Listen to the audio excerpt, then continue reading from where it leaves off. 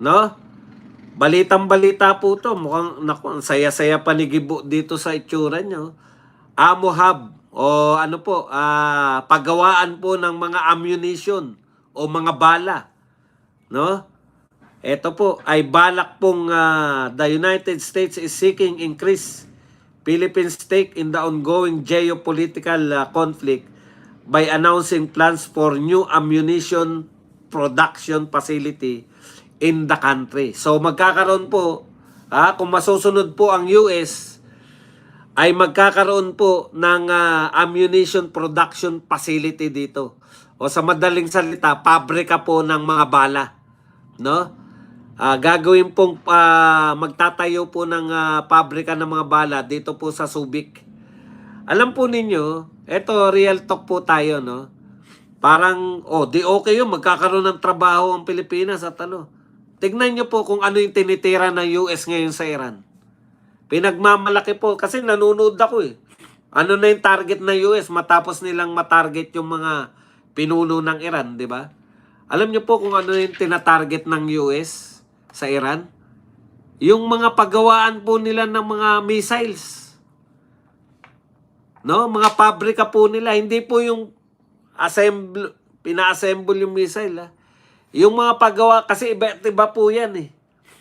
Kunwari, yung missile, iba-ibang parte. Yung isang pabrika, ang ginagawa lang niya, pulbura lang. Yung isang pabrika, pakpak lang ng missile. Ayan po ang tinatarget ngayon ng mga pambobomba. Imaginein po ninyo. Sa totoo lang po gusto na, eto yung pinapasok natin.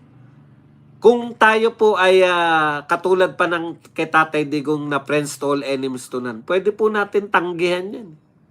Teka lang po, US. Baka gusto nyo, iba na lang ibang pabrika na lang itayo nyo sa Pilipinas. Huwag naman bala. Kasi ang kalaban nyo, kaibigan din namin eh. Labas kami pag naggera kayo ng ng China kasi pareho namin kayong kaibigan eh. Bakit kami papayag na magtayo rito ng pabrika ng mga... Kasi pag pumayag tayo sa bala, susunod na dyan, putya, baka ang susunod nang itayo dito sa atin, pabrika na ng missile. Di ba? Hindi po malayong mangyari yun eh. Saan pa nanggagaling yung missile ng US?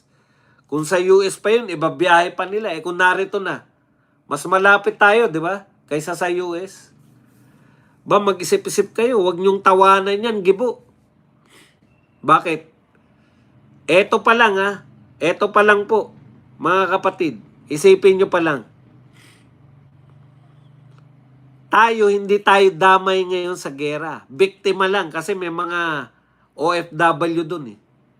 Kumbaga, posibleng maging biktima lang po yung mga OFW natin. Hindi po tayo kasangkot. Nagiging biktima lang tayo pag may nasabugan na missile ng mga OFW. Biktima na yung mga Pilipino.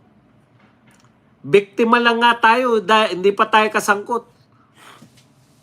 Paano pa tong plano ng US kung pumayag tayo rito na gagawin tayong paggawaan ng armas? Siyempre, bala lang muna yan. Testing yan eh. Susunod yan. Putya, bakit missile na rin pagawa natin dyan? Mas malapit pala. Pag sa Pilipinas tayo gumawa ng mga missile. Yan na po ang unang titirahin. Sa mga gera po ngayon, nakikita po natin, yan ang unang mga tinitira, paggawaan ng missile. Hudas na naman ako. Bakit? Amerikano ba tayo? Nag-uudas ba ako sa Amerika? Anak ka ng tatay mo. Pinapangalagaan ko nga tayo. Imaginein po ninyo. Hindi pa po tayo damay. Bumibili tayo ng langis. Ang damay lang po natin dito sa gera sa Iran. Bumibili pa lang tayo. Hindi naman tayo inaasahan dyan. Wala naman tayong barkong pandigma na kaya nating pumunta sa Hormuz eh. Yun ang kailangan ng US eh. Mga kaalyadong mayroong pandigma, warships. Yun ang gusto nilang tumulong sa kanila doon. Gusto man nila natin. Nangangatwiran pa nga tayo eh. Gusto man natin, sabi ni Gibo wala po kami talagang kakayahan na tumulong. Wala pala tayong kakayahan tumulong. Bakit makikialam pa tayo sa pagpapagawa ng mga bala? Direkta na po tayo niyan. Hindi na po tayo damay. Pag nagsimula po rito magpagawa dito ng mga bala, putya, buti kung bala lang ang gawin dito. Kung gumawa na rin dito ng drones, gumawa na rin dito ng mga missile, tsak na tsak.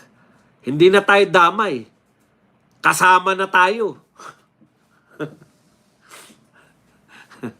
Kung eto nga ang problema natin, hindi natin malutas Bibilan lang ng mga langis.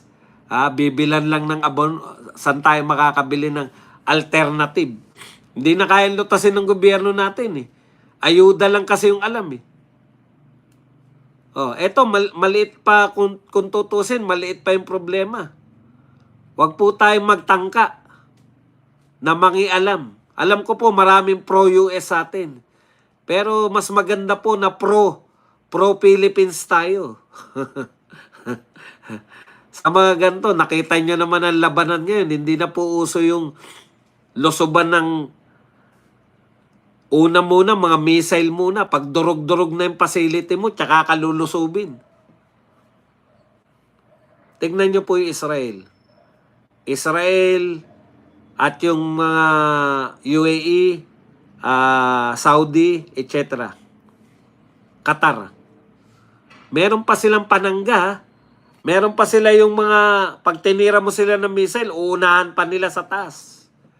Tayo, meron ba tayo nun? Meron na sila nun, may nakakalusot pang missile. Imagine. Yung Israel nga Iron Dome, isa sa pinagmamalaki sa buong mundo yan na hindi unpenetrable. Hindi mape-penetrate ng missile. Putya, kita nyo naman. Nape-penetrate pa rin. Tayo pa kaya, wala tayo kahit ano. Terador. Ayan na yung missile, teradorin natin.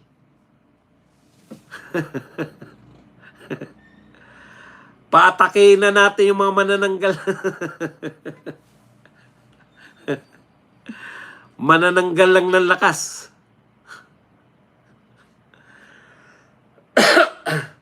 Hindi naman tayo inaalok na gawin tayong state ng Amerika Hindi po tayo inaalok.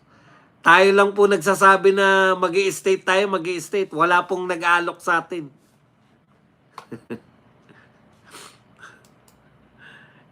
Tsako, pag kayo tinanong baka manalo pa rito yung mag-state tayo ng Amerika di ba?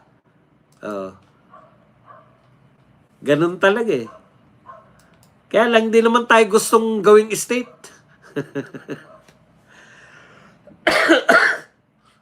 Pangarap lang yan na nakakarami sa atin. Hindi po, labas po sa equation yan. Yan yung sinasabi natin. Hindi po ako anti-America, hindi po ako anti-China, hindi po ako pro-China, pro-America. Wala po ako.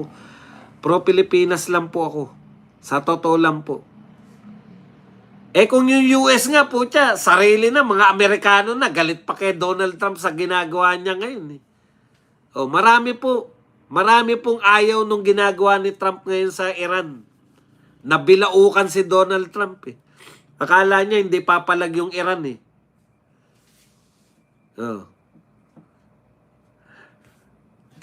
Yan yung problema natin. Kung papasok po tayo dyan, tapos hindi natin alam ang lumabas. Matutuwa tayo, ganyan. Okay lang po. Bigyan tayo ng mga pabrika ng mga sasakyan, okay lang. Pero yung pabrika ng bala, tsaka mga masama po yan. Easy target po tayo ng mga kalaban. Kasi pag ganyan na po, nagmamanufacture na tayo ng mga panlaban sa bansa nila. Ibang usapan na po yun. Di ba? Ito kasi, yung mga EDCA, medyo pa yan Dahil basis natin yung mga yan Pero yung mismo, direkta na yun. Yan yung mga balang gagamitin sa amin. Tapos, mahirap po yan.